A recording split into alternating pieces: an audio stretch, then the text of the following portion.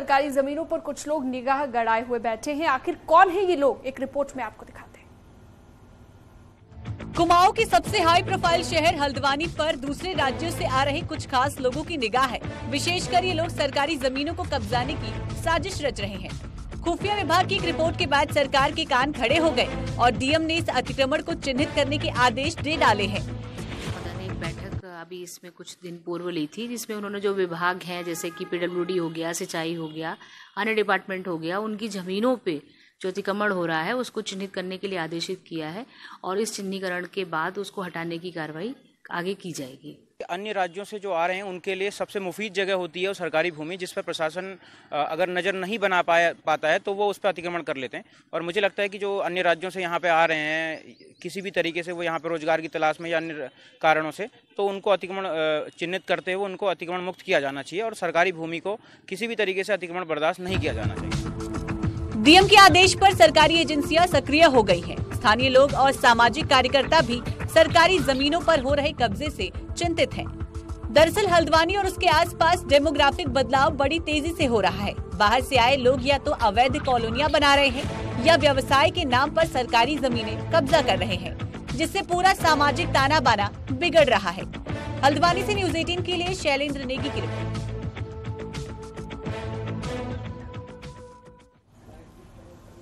और अलग राज्य बन जाने के बाद भी उत्तराखंड को यूपी का मुंह देखना पड़ता है। हरिद्वार में यूपी सिंचाई विभाग की जमीन से अतिक्रमण हटाने के लिए यही मुश्किल इस वक्त खड़ी हो रही है। जमीन यूपी की है, अतिक्रमण उत्तराखंड में हटाया जाता है और इसके लिए अब सीएम योगी आदित्यनाथ को लेटर भेजा जा रहा है, हरिद्वार में काम आगे बढ़ सके।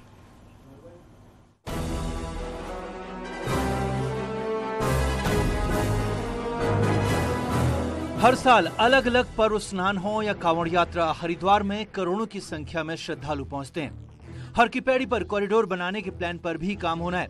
दिल्ली से हरिद्वार की कनेक्टिविटी बेहतर हो चुकी है तो चार धाम का अहम पड़ाव भी हरिद्वार ही है। ऐसे में डेवलपमेंट के लिए जमीन की जरूरत है और इसी को देखते हुए हरिद्वार में सरकारी जमीनों से अतिक्रमण हटाया जाना है। जब अवैध कब्जे हटेंगे तभी काम हो पाएगा। पर हरिद्वार में बड़ी टेंशन उत्तर प्रदेश सिंचाई विभाग की जमीन है। दरअसल जमीन उत्तर प्रदेश की है और कब्जा उत्तराखंड प्रशासन को हटाना है। ऐसे में कैसे एक्शन हो, इसीलिए अब यूपी सिंचाई की जमीन से अतिक्रमण हटाने के लिए मुख्यमंत्री योगी आदित्यनाथ को लेटर भेजा जा रहा है। जी हाँ, योगी जी से हम लोग आग्रह करेंगे कि जो भी उत्तर प्रदेश सिंचाई की जो जमीन है उस पर अतिक्रमण हो रहा है उसको हटाने के लिए हम लोग काम करेंगे और हमने कहा है कि हमें लिख के दें और जहाँ जहाँ भी अतिक्रमण है उसको हम हटाएंगे।